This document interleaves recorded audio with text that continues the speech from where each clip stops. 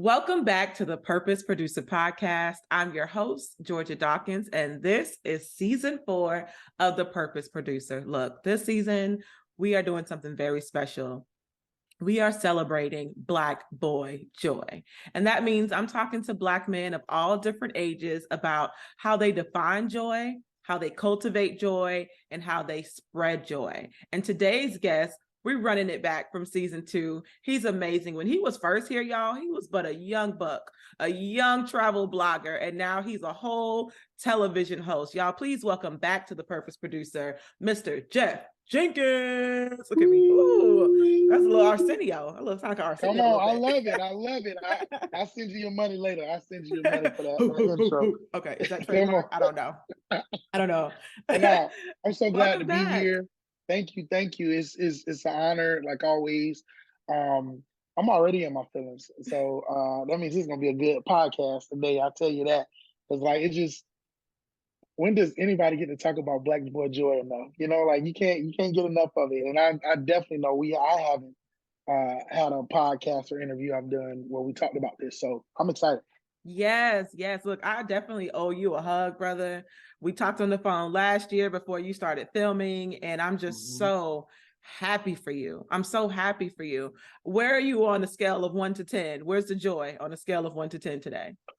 Today, oh man, we really high today because I just over the night, I got a new management agency that I'm going to be working with, and they're one of the largest ones. And so I'm super pumped that I get to be with them. And I even went around and started asking some questions to some of my friends that are with them, and they were just all saying how life changing it has been to be with this agency. And so it's just to be able to make it into another tier of management. I think it's just fantastic. And so I got so much that I want to do, and they're going to help me once again.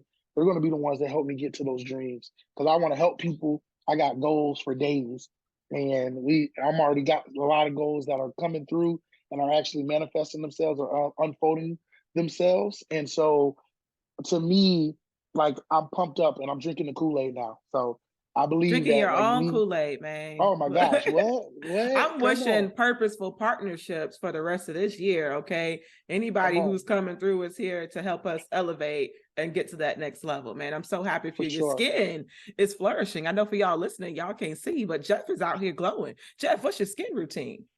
You know what? That's the third person to ask me in the past 5 days. I'll tell you that. Come on. You know, it's a lot of water. I'm a big guy, but I drink a lot of water, and that's it's funny. I go get my blood work done once a year and stuff like that, and my doctors be like, "There's nothing like cholesterol wise, all that," and I can nothing's wrong with me in that sense. And it's not high and it's not low, and I contribute that all to just drinking water. So I think that's why my skin all beautiful. I'm gonna chase this espresso with some water later today. Come on. I had my blood work last week, and my doctor called me back and said I had great test results and whatever, but cholesterol was suspicious. And I forgot to tell her that I had 3 clusters of crab legs the night before. Crab legs will shoot it up. It'll do it every time. That's on me. I forgot to tell you. Man, I made lobster for the first time last night, man. It was good. Come on, I ain't Jeff. never made a lobster. That's the next show, y'all. That's the next show. Jeff is going to be doing a cooking show. Look, we're going to get into the show in just a second. But first, tell me how you define joy. What is joy to you? Well, joy is a feeling, but it's something that you have to choose. It's not like happiness. Happiness just comes on you, but joy is something that you have to choose. And so, I have to choose to have joy. Or I have to even recognize that I'm in joy, right now. That's the kind of feeling. And I think that there's not a lot of emotions that you can have where you can choose it. And I really do feel like the joy, you can choose to have joy. Yeah. Well, tell me, how did you look? You bring us so much joy on the timeline. I don't care if I see you on Facebook, TikTok, or Instagram. You are sparking joy in some way. When did you know, excuse me, when did you know that you had the gift to inspire other people? Great question. I think I started walking into it while I was teaching. Um, and well, it was, you know what? It was college. College is when it was, I don't know, it was like college. I started traveling as well. But while we were in college at FAMU, um, like man, people just kept being like, man, I like hanging out with you. Or I'll be going down we be going down the street, just walking on campus, and people will just stop and be like, "Yeah." And so the excitement that they got when they saw me, I was like, "Dang, I must be doing something to people," you know? Like, and I didn't even know this, and so it was them showing me that, like, oh man, you have like this energy and this joy that I want or I'm attracted to, and so I want to be around you, kind of thing. And so I, I I realized that then, and then when it got to teaching, that's when I really started realizing that I like because my kids, man, the kids don't want to learn. They be tired, especially high schoolers. Like, bro, they confused in life. They tired. They ain't trying to be at school. They trying to skip. So I had to learn how to like bring joy to the classroom. And I think that served very well when it got me into just like doing what I'm doing now because I'm now instead of just being like hundreds of kids, I now have like a potentially millions of people across the world that are going to know and see my stuff and bring that joy that I'm going to bring to them. Look, already you've reached millions, millions of views, subscribers, people, reading your work. You already been doing this. So it's just Yeah. natural. It's only natural that you now have a television show. But you said something very special. You started out teaching. Mhm. Tell me about how you were able to pivot from teaching into a full-time travel career. Yeah, it was. I promise you, it was like I was in it, and you know what? It was sapping some of my joy. I can tell you that. Mm, Like it really was like, mm. and it wasn't particularly the students or even some of my coworkers, but it was just like the politics of the school system and just how stuff was ran and You were to where it teaching was in just Florida, correct? no, I was in Florida first, and then I Oh, moved okay. to Texas. When I moved to Texas, I taught here for 5 Shout years. out to the I teachers taught, in Florida, man. yeah, man, especially them. Oh my gosh! But shout out to teachers everywhere because Yes, and yes. y'all going through it, and We I love understand. y'all. But yeah, it was like, man, I feel like there was more to life. My step pops had died, and it was when he died that it like hit me a little bit. I was like, man, that's like 20 something years away. I was like, Mm. bro, I gotta do like did he do everything he wanted to do? Did he fulfill these dreams and stuff that he had? So it was like it really hit me that like the fragility of life, and it was like, man, I really want to do more. And I was trying to quit teaching, like, or I was like, oh, this will be my last year, my first year. And I came in at the middle of the year, so it was like only like 4, 5 months passed, and I was ready to like leave. But it was the comfort of like teaching or having a job and having money that kept me there, and it kept me there for 9 years. And so it was like, man, I finally found that courage to like leave. I thought I was gonna go do something else, um, and that's when I went on a mission trip to go build wells or to build gardens in Rwanda. And while I was in Rwanda, um, me and my friends was like, man, these people in this community need water. And so we started a water well project. But before I even started that water well project, um, I already had been in this season of like figuring out entrepreneurship and like I should become an entrepreneur because one of my like best friends now, the day I met him was the day he convinced me to become an entrepreneur. And he was even showing me, he was so hyped. I was like, bro, like what you do? He was like, man, I do this and I do a little of that. And I was like, but he was like, technically, I don't really do much. And I was like, for real? How? And so talking about that entrepreneurial thing, he was like, man, I was the second dumbest person to graduate from my high school. And he was like, if I can do it, anybody can do it. And I was like, dang. So that really took me to like give me some confidence and it gave me like to go down this trail to like explore like if this is something I want to do. And so I got into like that. I started doing reselling books for Amazon. And I don't tell people this, but yeah, like I started reselling books and I was like, this would be my journey into entrepreneurship. And that's when we also started that water well project. None of us was engineers. So none of us, I didn't even know how water came out of the ground. So to do a water well and to start a water well project, like that was going to be something that was like a learning lesson. And so once we figured out how to do that, the sky was the limit at this point. Like, cause I was bruh, I know how to build water wells. I know how water comes out of the ground now. Like, and we're helping people. And it was while I was there that I got so hyped and I was so entranced by like, man, I'm over here like in another country helping people, that it made me ask myself the question. I asked myself this question because selling those books, once again, it took me back to that time of working at the school where I was like, man, I don't feel fulfilled. Like, this doesn't feel fulfilling.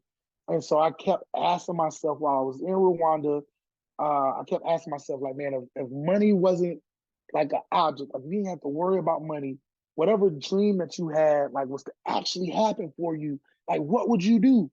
And I remember being like, oh, is it this? Nah. Is it that? And I had to like really be true to myself, because I even remember there was one time I thought to myself, like, man, like, don't think about what people may say. Like, what do you really want to do? Come And on, Jeff. Come on. You better when I preach. came to that thing, it came to that conclusion of, and I heard Georgia in my head too when she left her job. And I'll never forget that one. Like, that one still hits me to this day. Georgia was in the car crying, talking about how she left one job to go to another job, and like God was providing. And so I was just like, dang. So I was like, man, if Georgia could get that, because I'm telling you, that was definitely a burning memory in my head. So it was like I was thinking through all this, and I gave myself time to think through this. Like, I didn't come up with it. Like, I had the pressure of like, bruh, today you have just today, and that's it. Now it took me about 3-4 days to like keep asking myself this all day long, and I finally came to that conclusion that like I want to travel the world, help people, and get paid to do it.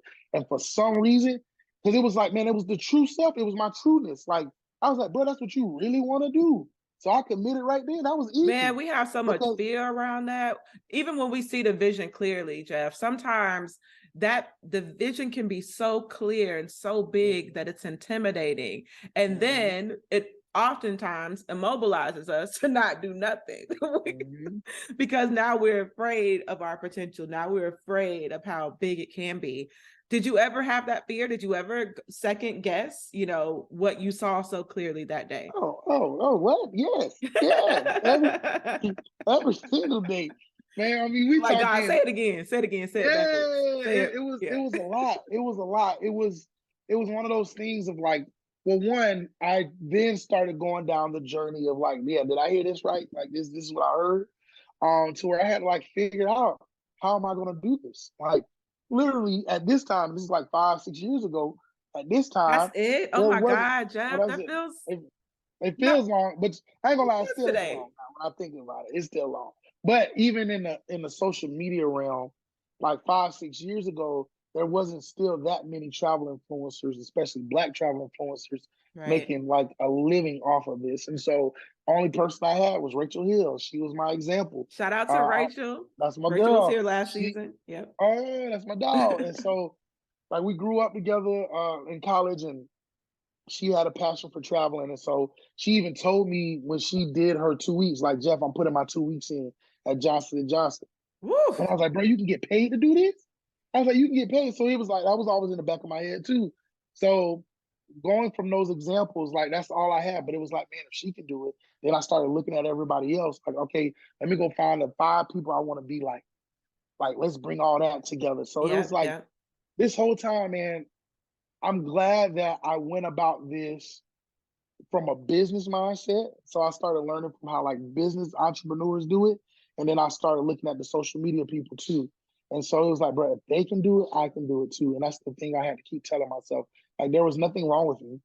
There's like the same powers that I have or they have, I have too. Like the same strengths. Like, we might have different strengths, but like I do know somebody that got the same You're strength as me. I you. can go do this. Yeah, and I You're am still me. you. You're you. Mm-hmm. There is absolutely nobody else out here like you doing. Oh my God, Mm-hmm. Jeff, when I see you out here all around the world, it's like, where's Waldo with dreads? Come on. Okay. Come on. Like, Come and I'm on. just so excited because I'm like, you're doing stuff that scares the hell out of me. I ain't even lying. Like, when you called me about the show and we were talking about how we could work together, I was sweating. My palms were sweating because I know I be walking with so much fear, like, especially when it comes to heights. Yeah. Jesus. Yeah, yeah, I give you I that one. can't even watch the travel pages where people are tight roping or zip lining or oh my God. I'm sweating right now talking to you about Yeah, being yeah. scared. And then the add-on pressure to that is that like I am a trendsetter in a sense, or we're like our show or just my mission is to redefine what travel looks like. And so we're talking like going to do some of these excursions and trips to where I'm doing it. And it's the first time somebody my size has ever done it. Yeah. And so like now it's just added pressure of like they've modified it to where I can even do it. And I was like, man, that was daunting as The well. Like, wait, adventure is for you everybody. sure this is safe here, guys? But once again, I always what got me through like most of my fears is like I think about other people and other people doing these things. Like I get to be the example because I know I'm fat, so I know I'm gonna get fat people to do it. But then my black people, like black folks, gonna see this and be like I'm telling y'all, Look. y'all gonna watch this show and be like, I don't know how he did that, but it's still gonna inspire y'all. Like I really do. Like it's a very like there's from what from what I've been told and from what I've even seen, there's nothing like there's nothing like my show that's on TV now. And so I love that it has this like almost Ted Lasso feel to it, where it's like that show you didn't know you needed. And it's just all about motivating, encouraging, inspiring, and that's what I'm about. I want to be that. Like that's how I live my life. And so I think that this is what this show is going to bring too. All right, Jeff, let's talk about it because we ain't even said the name of the show Talk to me. yet. Talk Never to me. say Come never with on. Jeff Jenkins coming out this July Blah, on blah. National Geographic. Pew, pew, pew, pew. Let's go. Jeff, what was it like when you found out that you got the green light for this show? Because this is not the show you originally told me you were doing. This show is all about you. Yeah, well, no, I think that one call we had, it was about me then, but I don't know if I guess we had another You call had some before. co-hosts. You had co-hosts at the time. Maybe they were producers, Yeah. but yeah, I was just excited to see You're that's right. you. Yeah, that's probably 2 Yeah, years ago. that show got canceled. That got canceled because CNN Plus went out of business. Oh, wow. Yeah, I got But pissed on a couple look, of shows, which I thought was great. But yeah, this show is a travel adventure show. It's me doing things outside of my comfort zone. That's the whole theme of the show is life begins where your comfort zone ends. So they put me to the elements. They put me to the earths. And I am doing some crazy, outlandish things that like you usually only see some fit white people doing. look, I saw you And on the Tamara Hall show in the canoe. That And right there, that was mild. That that was was so mine. mild. I know, but That even was that, I like the was like, mildest thing I've done. Yeah, man, we talking about like rock climbing and swimming with sharks and a whole bunch of stuff. are Like you an it's adventure junkie? Like, do you get a high off of this stuff? Because oh, not even a little bit. like, wow, Sometimes I do. Yeah, I'm not gonna like lie. It's like adrenaline high. Yeah. okay, so man, there's so much to unpack even about the show, and I can't wait to unpack it more. But it's the show did teach me like how to like that I'm very resilient. I do like to push myself, and once again, I am still in this place of like being an example. Like I'm so a nerd in a sense of like, can I do it? Like it's like a theory, like a hypothesis. Like if we test this out, what will happen? Let's do this experiment. Let's see what happens. And so a lot of it was experimental, and I like experiments. So it was like I got to check it out, and I wanted to get on the other side of it. And so it was me doing stuff that I've never done. Like, will I like it? I might not like it. There's so many things that we did on this show that I probably won't ever do again. You probably But I got inspired to try people it on out. your team. Yeah, you probably inspired people on your team who are Oh, right there. Like, oh my gosh. They say it all the time. I mean, like I've had people on my team like consistently come up to me and be like, man, bro, like I just like, wow, like one of my bodyguard slash like safety guy, he like ex like commando, I don't know what they are from like the military in England. And he I remember there was one time he said he just was like zoned out. He was just like, Jeff. He's like, bro, there's not a lot of stuff that surprises me. But you doing that one thing, like it blew my mind. Like I was surprised. Like I'm shocked because I was like, I don't think he was gonna make it.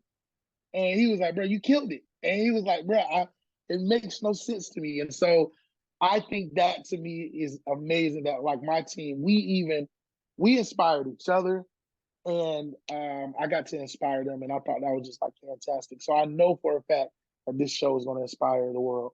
Look, how did they, make sure that you were safe on set? Like, were there things that didn't make it to the show that weren't safe enough, or you look like you're healthy, like no injuries or whatever, but I know you shot this a while ago, but like what my was body the was gone. safety preparation? Okay. My body was gone. Like it was, bro, I ain't never been so hurt in my life, bro. I felt old. I Ice felt fat at baths, ice times. baths. Ice baths, saunas, massages. I was getting massages damn near every day. Man, lifting up my legs on the wall. Like I had to do like routines just to make sure I could do stuff. Like I would have to wake up an hour earlier than the time that it took to like just to get dressed, just to work or like to do Warm up. stretches and stuff like that and warm up because like man, it was one time like I was in the bed and I was just stuck in the bed because my body was so sore.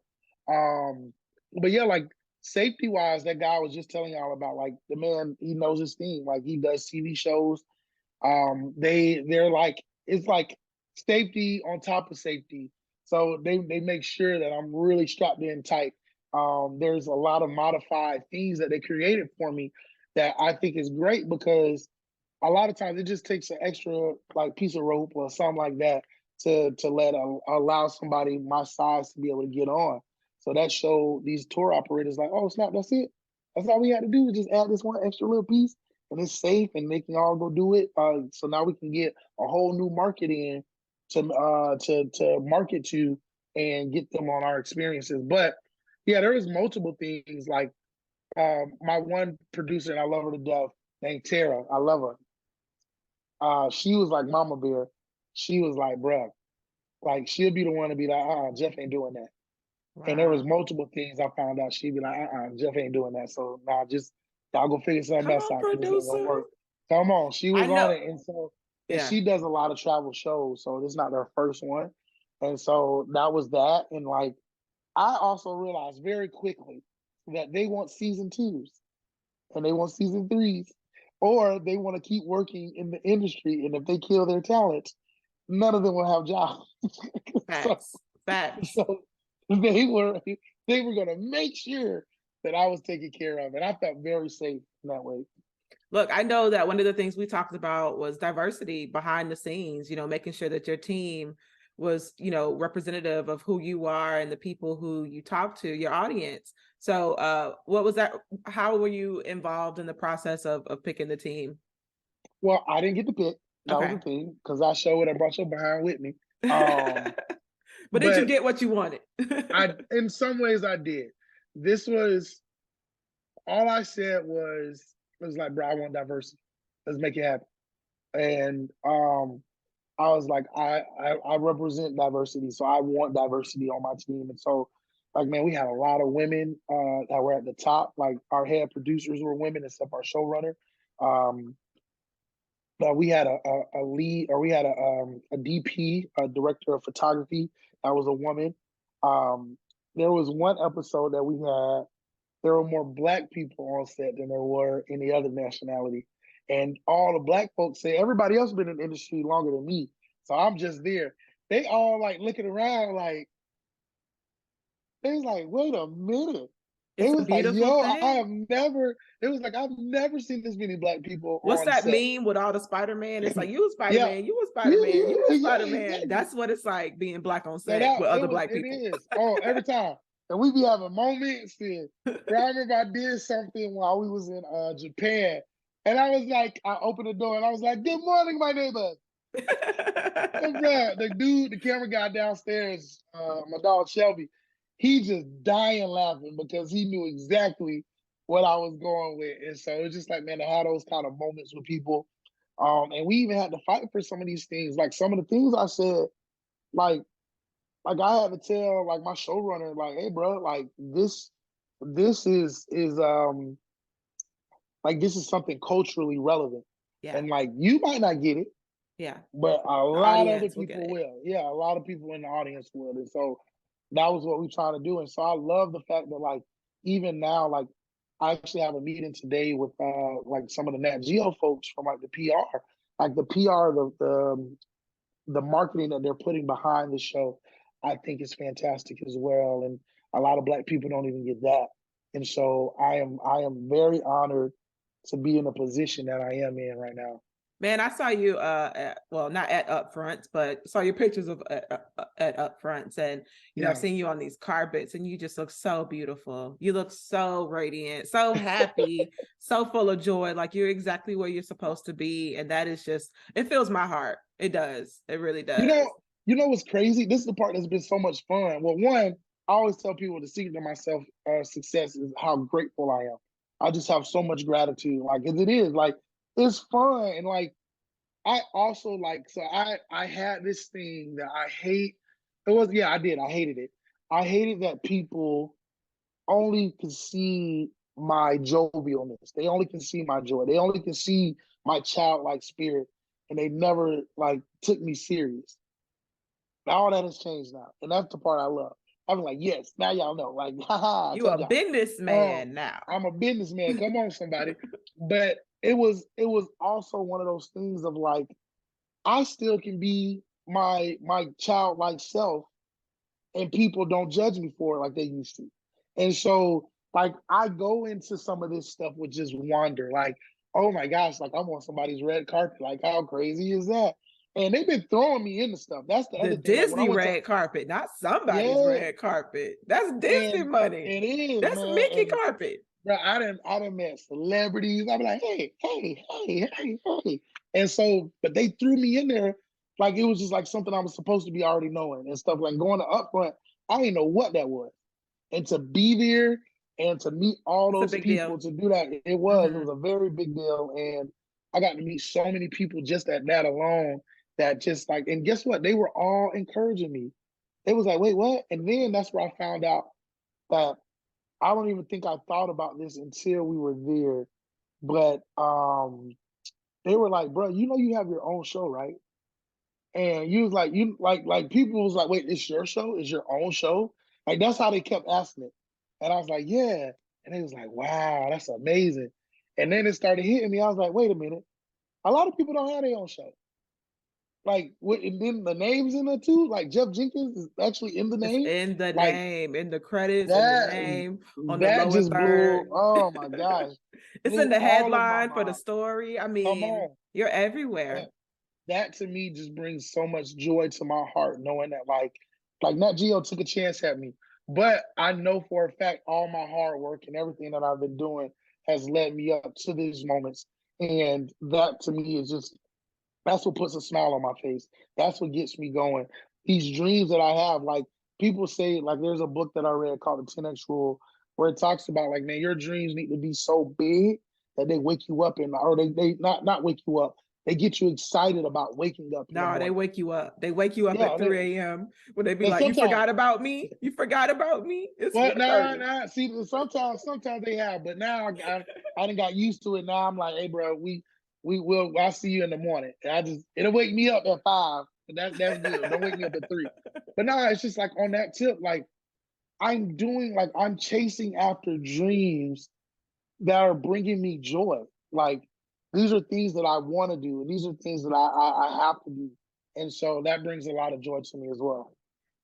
Look, you talked to me a little bit about your day off before before we started recording and the revelation in that and how you had to show up. Can you share a little bit about that story about when you showed up to set on your day off and everybody was still Yeah, like well, it was supposed to be my day off, and like they was like, "Oh, Jeff, we need you to come to this meeting," and I was like, "I ain't coming to the meeting." Like I was like, "Bro, it's my day off." Like, or I will go to the meeting. I actually was like, "No, I will go to the meeting, but it needs to be at this time." They wanted to meet when I had dinner reservations, and it's like 9 a.m. So I was like, "Bro, we got all this whole day to meet. Why we can't meet between that?" And that's when I hit up my manager, and my manager was like, "Uh huh, uh huh." He was like, "Bro, didn't you say this was your dream?" He's like, I'm pretty sure when we got on the phone, that's what you said. Like this is your dream. So he was like, He was like, why are there people working harder to fulfill your dream or make your dreams come true? And so that's when he taught me about like um the sacrifices and the stuff that you need to do to make your dreams come true and to be the leader that you need to be. And I tell you, when it came to that, and it made me, because he was like, bro, call home, let everybody know. Like, bro, you need to be focused. You need to be in the geared up. And I was like, dang. And I'm, to be honest, and like, I've never been that focused before. Like, my focus and determination for completing this season, I put myself up there with LeBron James, with the Kobe's, with the Lionel Messi's, with Tom Hanks. I don't care. Anybody I know, and people be like, man, that person's like, man, his work ethic, wow. I knew I was on it because that's how like I was like so zoned in, and I saw that, and that to me I would always cherish. And but you know what? It me changing my perspective and was like, bro, this is my dream. So I'm gonna have like if I had joy the whole time. Anything they needed me to do, I was doing. Like, bro, what I need to be here? All right, I'm there. Other than when it was hot in Brazil, I was a little grumpy there. Like Brazil was just like it was devil hot. It was just like the devil was out there taking a bath. Like it was bad. Mm-mm. It was yeah. It was the Hot water was water. boiling. It was hot Mm-mm. water, and then we in the Amazon the legit Amazon with the Amazon River, and I'm just like, bruh, I'm here, but it's muggy, and I feel like I'm about to die. But it was just like that changed my perspective, and so now knowing that these are my dreams, I can go handle all these situations with joy now. Like bro, of course, no problem. Like I'm the leader. Let me be the leader, and that's when I learned because technically I'm not the boss, but I am on set. But it was like when my manager helped me understand this, he was like, bro, you're the leader. Be the Yeah. leader. And he was like, don't look at it as being the boss, just look at it as being a leader. And so I was like, man, I had to learn how to lead. And I learned how to lead well while I was on there. And so if I wasn't feeling good or looking crazy, like if I showed that to people, people's gonna do the same thing. So I had to learn, like, bro, suck it up, make this stuff happen, bro. We got a show to shoot. Man, I'm so proud of you. Look, you talked about, being in Japan, being in Brazil, the Amazon River. How important is it for you to stay present while pursuing your dream? What happens if you're not that focused? Ooh, yeah, you can get lost very quickly. I'm still trying to figure out how to process stuff. That's one thing, and I go to my therapist and stuff like that. Love my boo. I go to her, but I think if you don't have self awareness and presence of mind, because that's why I love to say the presence of mind. Like you need to know what's actually happening right now in this moment, and like the significance of it, or the thing that you probably need to like let go. Like having that kind of presence of mind is something that you need, and need that focus needs to be there because I'm now realizing, like, yo, when I am this focused, all of this gets done. And it elevates me. Not it ain't even just a little bit, it takes me to a whole nother level. And now people is in some ways, I'm doing stuff that other people won't do. I'm doing stuff other people can't do now because I'm in the zone. And that took time. It definitely took time. It didn't happen overnight. And it was a lot of convincing of myself, like, bro, if I make this sacrifice, like what's gonna happen? And sometimes you just had to be bold enough and just go for it and find out what was going to happen. And I did. And I found out it worked to my benefit. Y'all, this is Jeff Jenkins from Never Say Never with Jeff Jenkins on National Yes. Geographic coming this July. Jeff, what are your words of advice to Black men or just anybody listening and or watching the show right now? What are your words of advice on finding joy, cultivating joy, and spreading joy? Not getting caught up in the social norms or what being a man, the stereotypes of being a man. There are gender roles in a way too. Um, a lot of times men are taught not to like show emotions or they can't express themselves. They don't have friends. Like I forgot what the statistic was about like men not having friends. I truly do believe that men need friends and they need a lot of them, like multiple friends, and so it's like having friends, being able to just be you. Like, bro, if you a nerd, be a nerd. If you like that, like if you like Dungeons and Dragons, go play your Dungeons and Dragons. Don't let these people fool you. Like, bro, that's what you want to do. Like, that's when you get sick, when you start doing stuff that you don't want to do, like Mm. stuff that's not you. I'm not saying don't go work and stuff like that, but I'm saying like do stuff that you like to do, like your hobbies. Let that be there because guess what? That's what brings you joy. There's a lot of things that bring me joy. I like being with my friends. I like going to the movies. I like sitting home and watching travel shows. Guess what? Now I'm gonna be on my own travel show. How crazy Yeah. is that? And so that's the stuff that brings me joy. I am doing the same stuff I saw Steve Irwin doing back in the day. I'm like that's the stuff that brings me so joy. So I seek out joy. I seek out the things. But it also is a choice. Like I said from the beginning, you have to choose to have this joy. Jeff Jenkins, thank you so much for returning to the Purpose Producer podcast.